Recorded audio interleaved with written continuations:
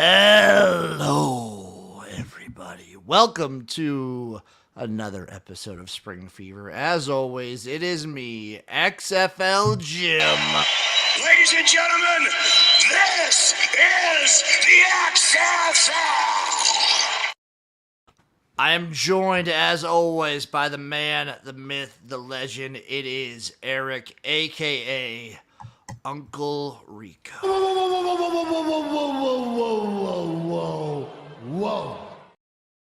I used The Rock this week, Erik, to make a very important point. Obviously, on this episode, we're talking CFL, we're talking IFL, but before we get into that, we got to talk UFL. Because there's some UFL news that I didn't let you know about, Erik, but it was kind of blowing up Twitter a little bit today. Lay it on me, big dog. I'm going in blind. Okay, so a little bit of controversy going into the United Football League.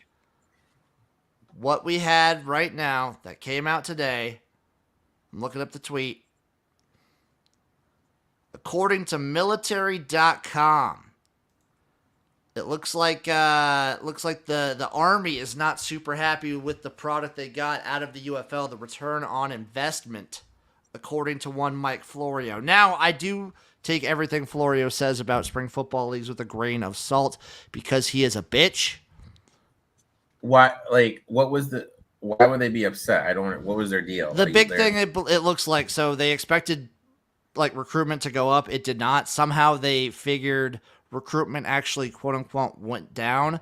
The big thing from what I could determine from all the articles I've read is that specifically The Rock did not fulfill his full end of the agreement. It looked like The Rock was supposed to do 5 social media posts about the Army. He only did 2. So the Army is looking to get $6 million of the $11 million they put in back from the UFL. All because the Rock's assistant can't fucking tweet. Basically. I mean, Jesus Christ. Dude. I don't know if they do get it back, and I'm not super worried about this potentially being hesitant for other sponsors, so to speak. Shout out T1BG in the chat, and shout out Herb Phillips. He is a bitch. But Allstate's been with the XFL literally since 2020. We've had no issues. I also don't know if you can blame the UFL for the Army recruitment not going up. But part of the deal was written that The Rock had to do X amount of tweets. That is the thing. If the social media posts are part of it, yeah. They're fucked. That's rough. That's real rough. They're fucked. But yeah, that was a little bit of the news going on today. Shout out The Rock for being a bitch.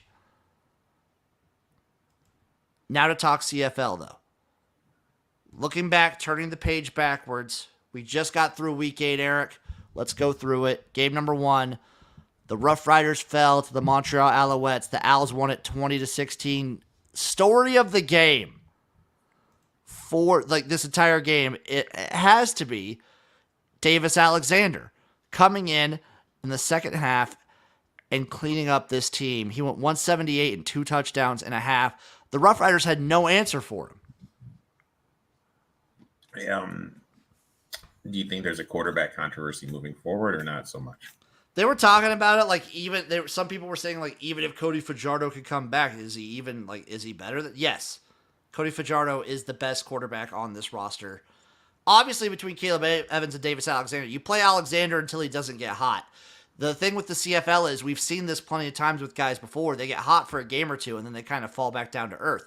We saw it with Cameron Dukes earlier on the season for Toronto. He looked great for the first 2 weeks, and now he's just kind of No, he's just kind of So, I think you play Davis Alexander until he's, whatever. Caleb Evans, I think, gives you, he's all right. For the Rough Riders, the second I praise Shea Patterson and believe in Shea Patterson, again, he's not, dude, I fucking told you he sucks. The thing is, he doesn't even, he's not the worst quarterback in the league. He's just not good. He just sucks, man. He's just not good. This defense, though, is still incredible. I still believe in the Rough Riders defense. Good. They play Edmonton next week, so a good bounce back spot for them this coming week. The issue is, as we'll get to later, Tre Ford is starting for Edmonton this coming week. But we'll get to that in a little bit. Game number 2, Calgary 6, Ottawa 33. Holy Beat down shit. Central, What a beatdown. So these are two teams I sort of had on the same level going into week 8. Like in the same spot around my like ranking system. And Ottawa just beat them down. It was like a slow beatdown too. I will say this: my Ottawa future's kind of looking better and better each week, man. Dude, they're actually like they're good, and they talked about during the game. Masoli's looking healthy too. I don't know if you take Drew Brown out, but I don't think you Masoli's there. can take him out. I don't think you can take him out. And honestly, for Calgary, I've said this before and I say it again. You take the good Jake Maier with the bad Jake Maier. On a good day, Jake Maier could be the number 1 quarterback in the CFL. On a bad day, he gives you this kind of performance.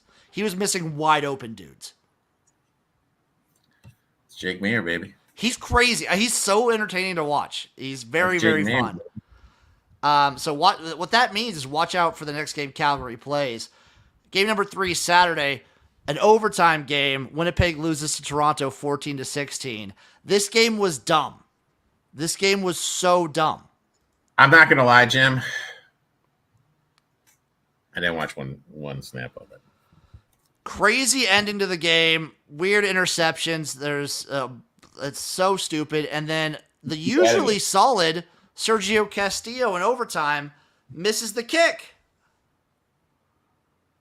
All Toronto has to do is kick. Like Winnipeg has fallen so far. They're like a bottom 3 team. It's bottom 3 it. They have a legit shot of just not making the playoffs. And game number 4, the Hamilton Ticats destroy the Edmonton Elks 44-28. The Elks, although like they lost this game by a ton, they do get to leave with some hope. Tre Ford looked pretty good in garbage time. I mean, this game, like how Winnipeg is losing, you're just sitting there and you're like, what the F? Like I watched this game. Edmonton, excuse me. And it was just that sequence, dude. Like they hit that guy, he had a first down, dropped it, next play, block punt, next play, touchdown. Boom, boom, boom, boom, boom. And then the wheels literally fell off. And this is the problem with this team is like they don't believe in the quarterback. They don't believe in the new coach. They don't believe in any system. Because you can tell as soon as the bad stuff happened, they just quivered up in the ball and didn't want to fight. Well, they fought when Tre Ford came back in. I don't know. I had already given up at that point. Yeah, it was garbage time. But Eric, you know what? He's starting this week. I think we get the bump. I mean, this is the one game I kind of interested in. So let's look forward to week 9 of the CFL. Tomorrow, Thursday night, 7:30 p.m., BC Lions coming off of their bye. They head to Winnipeg.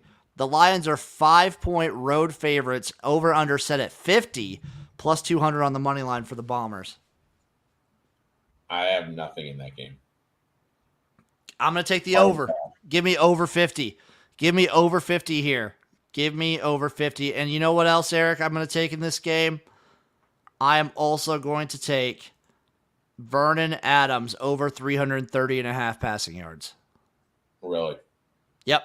Dude, this backfield for Winnipeg is god-awful. Absolutely terrible.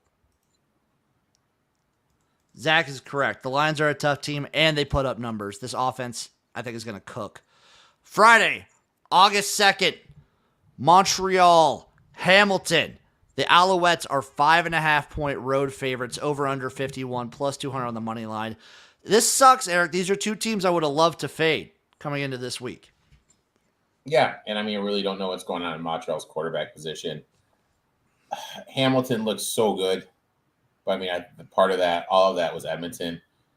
This is another team game I literally want nothing to do with. I I would take Hamilton though.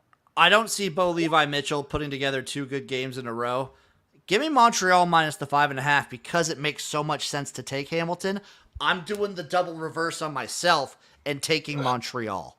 Give me the Alouettes minus 5.5. Respect. Saturday, August 3rd. Tre Ford marches into Regina to take on the Rough Riders. So the Saskatchewan Rough Riders are 5.5-point home favorites against Edmonton. The total is set at 51 plus 210 on the money line for the Elks. Give it to me. The Tre Ford bump. I'll take the Elks plus the points and on the money line.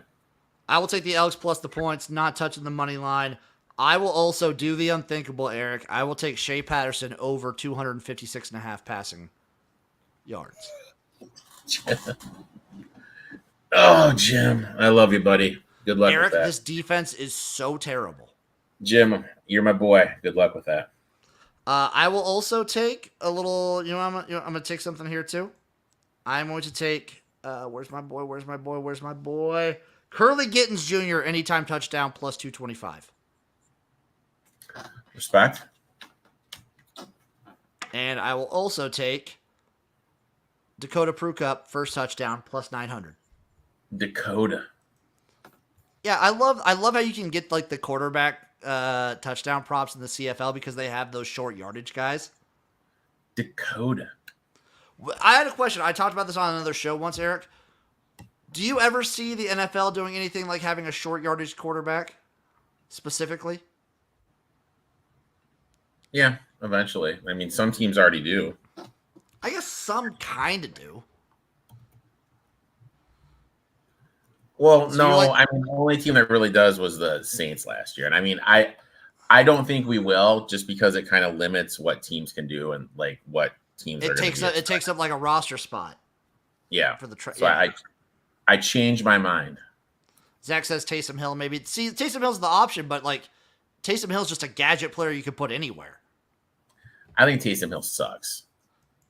I think he's a great athlete. I think it's very fun that you can almost put him anywhere on the field. I think Taysom Hill sucks. Eric, you're never gonna get me to agree to that. He's fun as fuck. Sunday, August 4th, the Toronto Argonauts versus the Calgary Stampeders. Calgary is a 3.5-point home favorite against the Argos. The total is set at 49.5 plus 170 on the money line for the Argos. Well, the Argos have fallen. The Argos have not been having a good time right now. I think even though they won last week, still been like a rough stretch for them.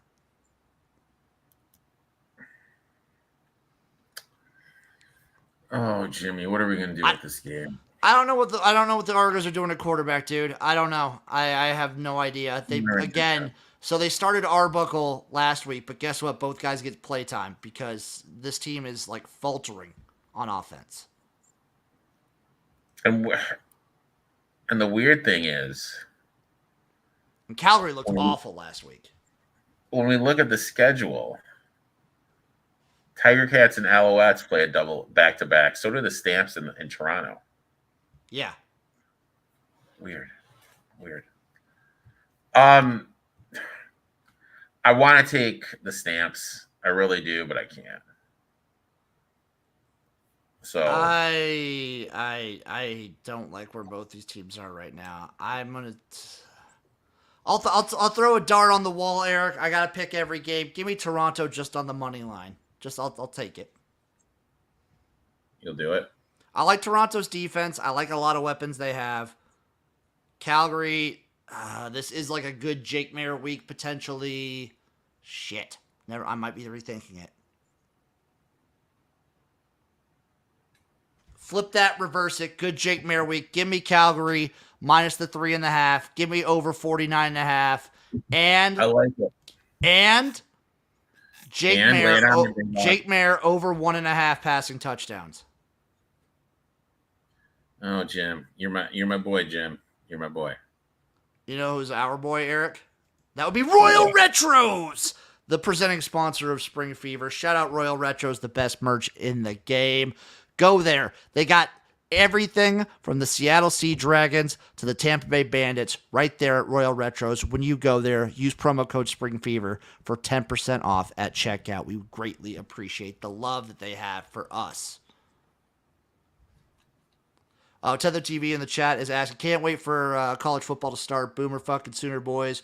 Will we have a good first year in the SEC? Do we make or miss the first 12-team playoffs? I'm going to say I haven't done my deep dive into Oklahoma yet.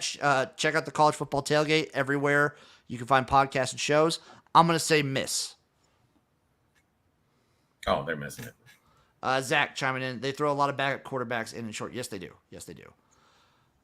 Eric, so you're only playing the Elks Rough Riders. I'm only playing the Elks plus the points and the Elks on the money line. I'm going to play the over in the Lions Bombers game.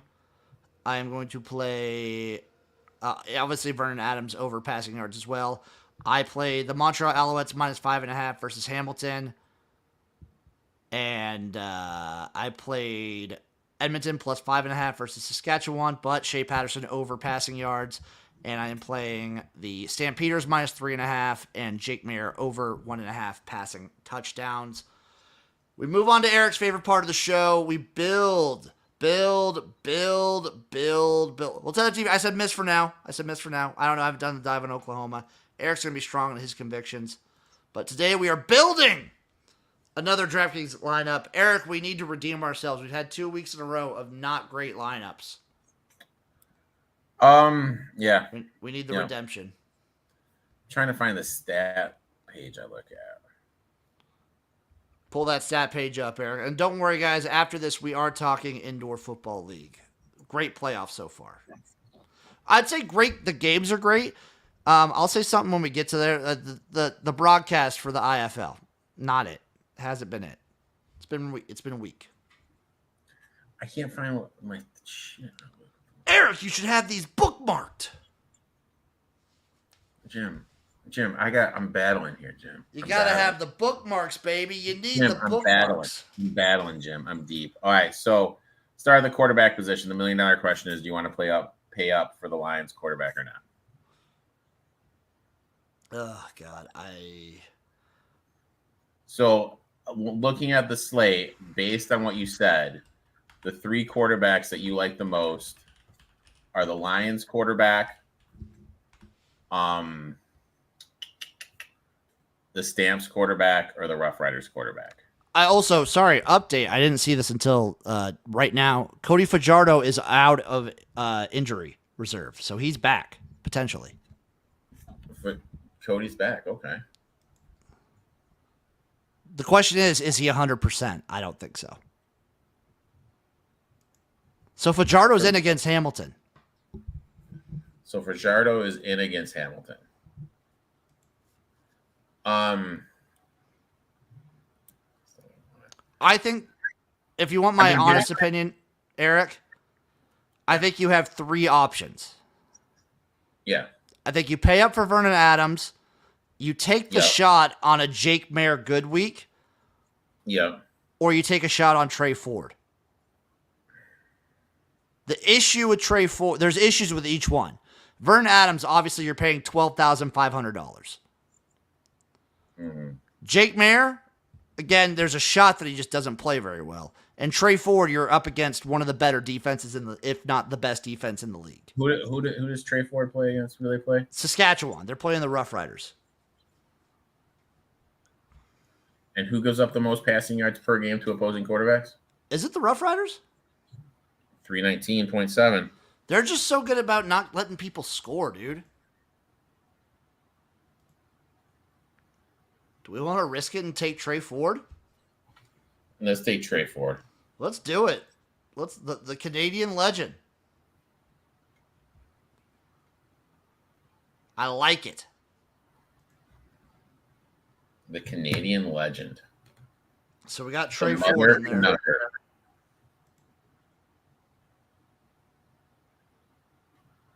Do we dare then take the Ticats defense against Shea Patterson? You want to do it? Sorry. It's the Calgary defense against... No, I'm stupid. It is the Edmonton defense against Saskatchewan. It's the cheapest defense.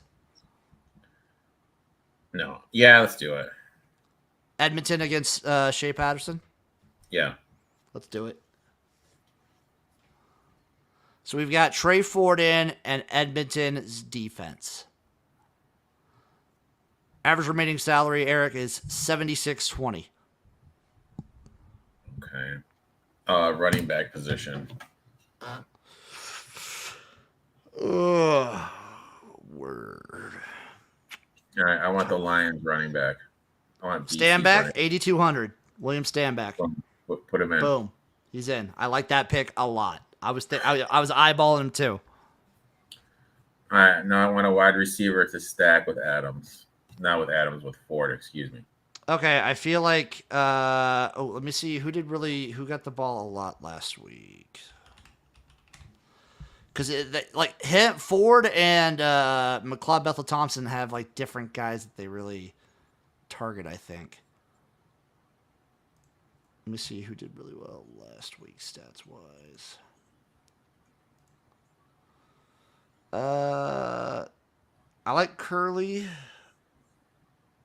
You want to do? I think it's either Curly or Eugene. Again, those are your guys. Who's number 87?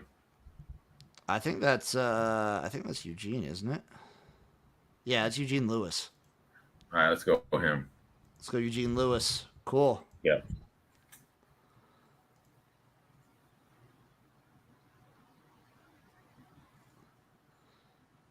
Zach is saying, I don't know much about this platform. You're picking head-to-head matchups. My phone is so small I can barely see the details on your screen.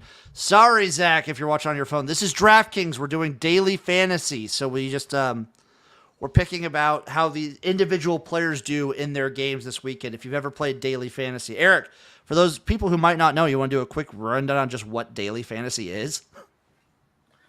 It's just basically you just pick somebody, you change your stuff from your players from week to week. You have more points. You want your team to score more points than the other team. Basically, there you go. So we have a wide receiver and 2 flexes left. With an average remaining player salary of $7,500.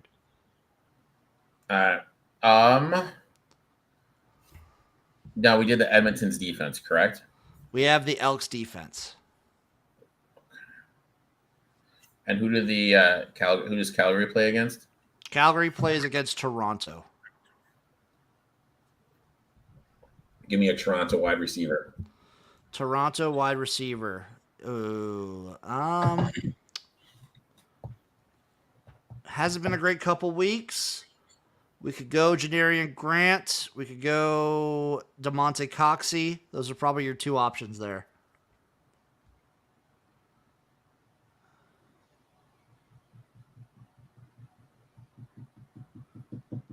Go Coxey. Let's go Coxey. Okay. 88.50 remaining average player salary. And how many slots? We have 2 flexes left. I want a Winnipeg wide receiver. God, I want to fucking say Nick Dembski, but I know he's just gonna. God damn it! All right, let's do it. Do it. Don't think, man. Just do, man. God damn it! Just gotta live, Jim. Okay, Eric. We have 1 flex spot left.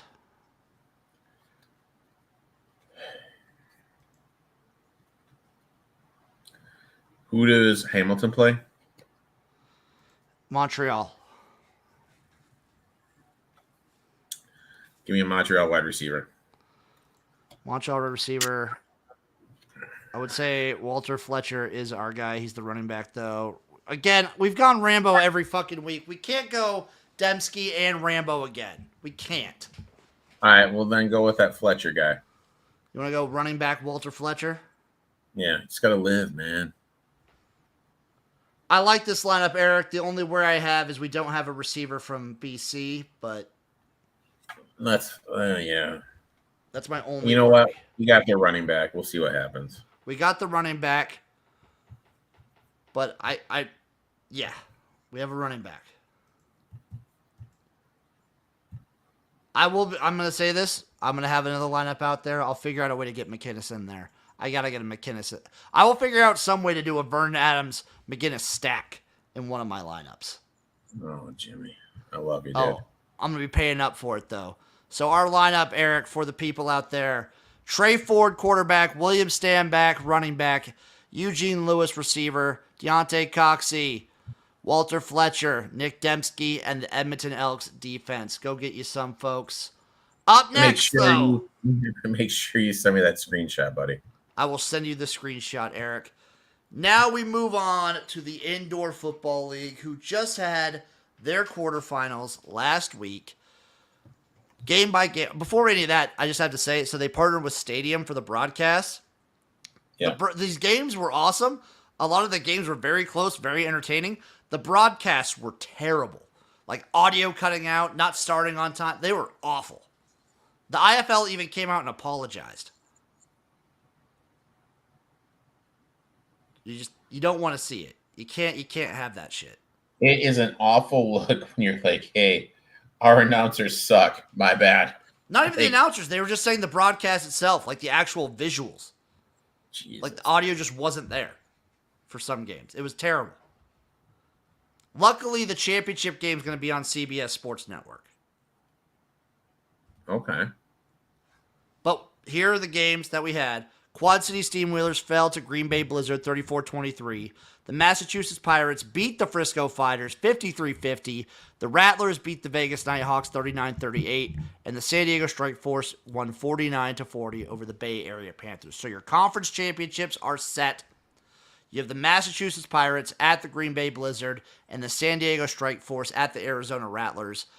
I'm still on the Rattlers, baby. You're still on the Rattlers? I'm still on the Rattlers. Eric, lay me those lines. I'm pulling them up right now. If they're out yet. I hope they're out.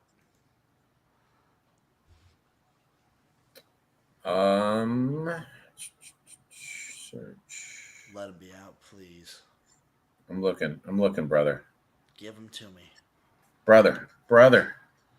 Give Looking, them brother. to me, brother. They might not be out yet. They might not be out till Thursday.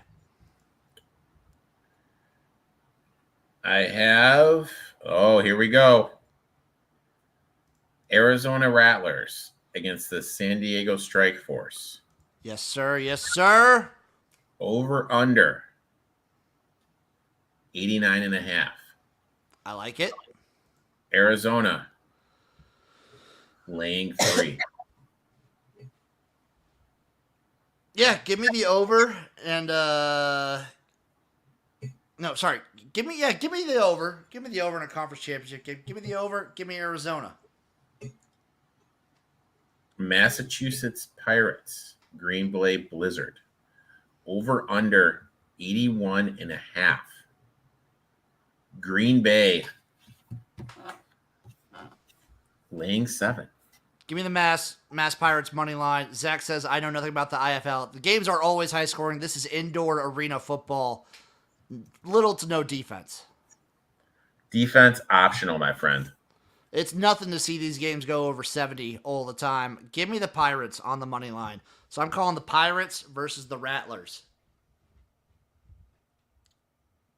for your IFL championship. Who do you got, Eric? I will go with the Blizzard and the Rattlers.